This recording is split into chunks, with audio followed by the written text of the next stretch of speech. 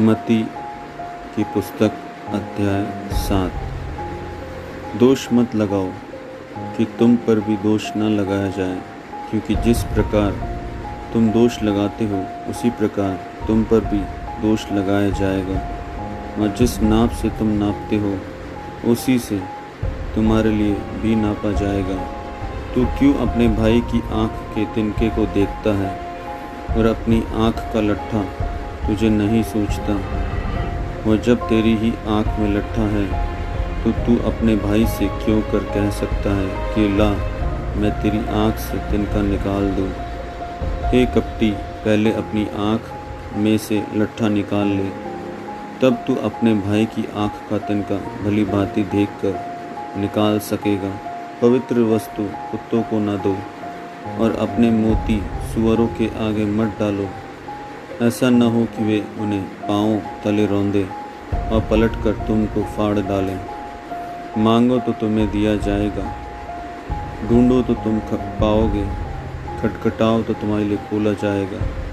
क्योंकि जो कोई मांगता है उसे दिया जाता है, जो ढूंढता है वह पाता है, और जो को खटखटाता है उसके लिए खोला जाएगा। तुम में से एक ऐसा मनुष्य है कि यदि उसका पुत्र उससे रोटी मांगे तो वह उसे पत्थर दे, या मछली मांगे तो उसे सांप दे। सो जब तुम बुरे होकर अपने बच्चों को अच्छी वस्तुएं देना जानते हो, तो तुम्हारा स्वर्गीय पिता अपने मांगने वालों को अच्छी वस्तुएं क्यों न देगा। इस कारण जो कुछ तुम चाहते हो कि तुम्हारे मनुष्य तुम्हारे साथ करे, तुम भी उनके साथ वैसा ही करो, क्योंकि व्यवस्था और भविष्यवक्ताओं की शिक्षा यही है। सकेत फाटक से प्रवेश करो, क्योंकि चौड़ा है वह फाटक और चाकल है वह मार्ग जो विनाश को पहुंचाता है, और बहुतेरे हैं जो उससे प्रवेश करते हैं। क्योंकि सकेत है वह फाटक और सकड़ा है वह मार्ग जो जीवन को पहुंचाता है, और थोड़े हैं जो उसे पाते हैं। झूठे भविष्यवक्ताओं से सावधान रहो, जो भेड़ों के वेश में तुम्हारे पास आते हैं, परंतु अंदर में फाड़ने वाले भेड़िए हैं। उनके फलों से तुम उन्हें पहचान लोगे। क्या झाड़ियों से अंगूर या ऊंट कटारे से अंजीर तोड़ते हैं? इसी प्रकार हर एक अच्छा पेड़ अच्छा फल लाता है, और निकम्मा पेड़ बुरा फल लाता है। अच्छा पेड़ बुरा फल नहीं ला सकता, और ना निकम्मा पेड़ अच्छा फल ला सकता है। जो पेड़ अच्छा फल नहीं लाता वह काटा और आग में डाला जाता है।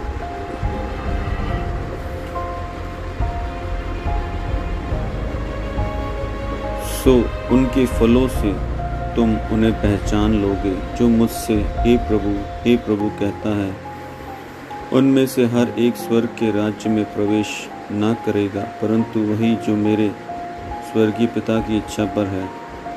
उस दिन बहुतेरे मुझसे कहेंगे, हे प्रभु, क्या हमने तेरे नाम से भविष्यवाणी नहीं की, और तेरे नाम से दुष्ट आत्माओं को नहीं निकाला, और तेरे नाम से बहुत अचंभे के काम नहीं किए? तब मैं उनसे खुलकर कह दूंगा कि मैंने तुमको कभी नहीं जाना।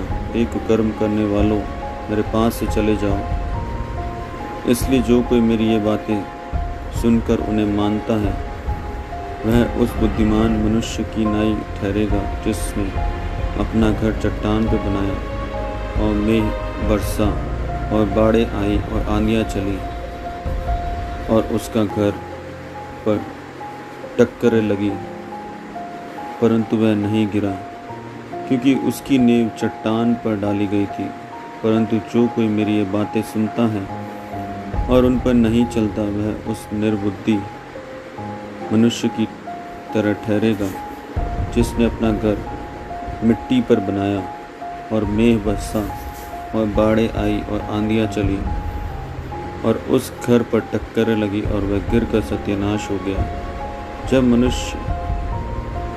जब प्रभु यीशु ये बातें कह चुके, तो ऐसा हुआ कि भीड़ उसके उपदेश से चकित हुई, क्योंकि वह उनके शास्त्रियों के समान नहीं, परंतु अधिकारी की तरह उन्हें उपदेश देता था। मत्ती की पुस्तक अध्याय 8। जब वह उस पहाड़ से उतरा तो वह एक बड़ी भीड़ उसके पीछे हो ली, और देखो एक कोढ़ी ने पास आकर उसे प्रणाम किया और कहा कि हे प्रभु, यदि तू चाहे तो मुझे शुद्ध कर सकता है। यीशु ने हाथ बढ़ाकर उसे छुआ और कहा, मैं चाहता हूँ कि तू शुद्ध हो जा। और वह तुरंत कोढ़ से शुद्ध हो गया। यीशु ने उससे कहा, देख, किसी से न कहना, परंतु जाकर अपने आप को याजक को दिखला और जो चढ़ावा मूसा ने ठहराया है उसे चढ़ा, ताकि उनके लिए गवाही हो। और जब वह कफरनहूम में आया तो एक सूबेदार ने उसके पास आकर उससे विनती की कि हे प्रभु, मेरा सेवक घर में जोले का मारा बहुत दुखी पड़ा है। उसने उससे कहा, मैं आकर उसे चंगा करूँगा। सूबेदार ने उत्तर दिया कि हे प्रभु, मैं इस योग्य नहीं कि तू मेरी छत के तले आए, पर केवल मुख से कह दे तो मेरा सेवक चंगा हो जाएगा, क्योंकि मैं भी पराधीन मनुष्य हूँ और सिपाही मेरे हाथ में है। और जब एक से कहता हूँ जा तो वह जाता है, और दूसरे को कि आ तो वह आता है, और अपने दास से कहता हूँ कि यह कर तो वह करता है।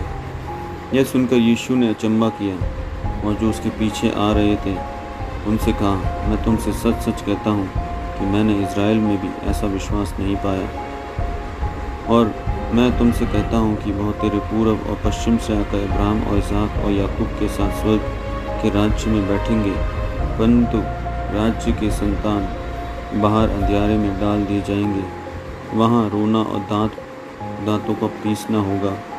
और यीशु ने सूबेदार से कहा, जा, तेरा जैसा विश्वास है वैसा ही तेरे लिए हो। और उसका सेवक उसी घड़ी चंगा हो गया। और यीशु ने पतरस के घर में आकर उसकी सास को जवर में पड़ी देखा, बुखार में पड़ी देखा। उसने उसका हाथ छुआ और उसका बुखार उतर गया, और वह उठकर उसकी सेवा करने लगी। जब संध्या हुई तब वे उसके पास बहुत से लोगों को लाए जिनमें दुष्ट आत्माएं थीं, और उसने उन आत्माओं को अपने वचन से निकाल दिया और सब बीमारों को चंगा किया, ताकि जो वचन यशायाह भविष्यवक्ता के द्वारा कहा गया था वह पूरा हो कि उसने आप हमारी दुर्बलताओं को ले लिया और हमारी बीमारियों को उठा लिया।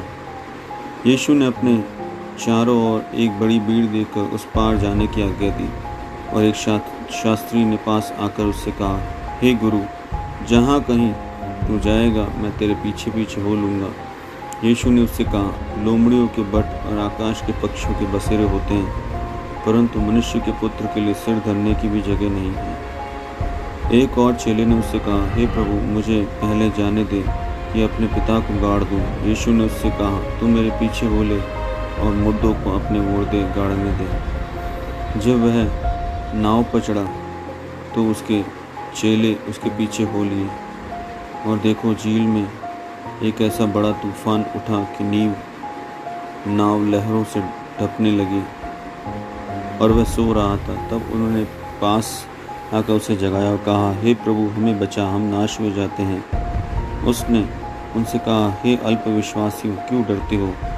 तब उसने उठकर आंधी और पानी को डांटा, और तब सब शांत हो गया। और लोग अचंभा करके कहने लगे कि ये कैसा मनुष्य है कि आंधी और पानी भी उसकी आज्ञा मानते हैं। जब वह उस पार गदरेनियों के देश में पहुंचा तो दो मनुष्य जिनमें दुष्ट आत्माएं थी कब्रों से निकलते हुए उससे मिले, जो इतने प्रचंड थे कि कोई भी उस मार्ग से जा नहीं सकता था। और देखो, उन्होंने चिल्लाकर कहा, हे परम प्रधान परमेश्वर के पुत्र, हमारा तुझसे क्या काम? क्या तू समय से पहले हमें दुख देने के लिए यहाँ आया है? उनसे कुछ दूर बहुत से सूअरों का एक झुंड चर रहा था। दुष्ट आत्माओं ने उससे यह कहकर विनती की कि यदि तू हमें निकालता है तो सूअरों के झुंड में भेज दे। उसने उनसे कहा, जाओ। वे निकलकर सूअरों में बैठ गए, और देखो सारा झुंड कड़ाके पर से झपट कर पानी में जा पड़ा और डूब मरा। और चरवाहे भागे और नगर में जाकर ये सब बातें और जिनमें दुष्ट आत्मा थी उनका सारा हाल कह सुनाया। और देखो सारे नगर के लोग यीशु से भेंट करने को निकल आए और उसे देखकर विनती की कि हमारे सिवाने से बाहर निकल जा। इन पवित्र वचनों को सुनने से परमेश्वर आपको और आपके परिवार को आशीष दे और आपकी सारी परेशानियां दूर करे, प्रभु यीशु मसीह के नाम में। आप अपने दान और दशमांश परमेश्वर की सेवा के लिए हमें चर्च में फ़ोन पे, जीपे, पेटीएम के द्वारा या फिर इस अकाउंट में भेज सकते हैं। जय मसीह।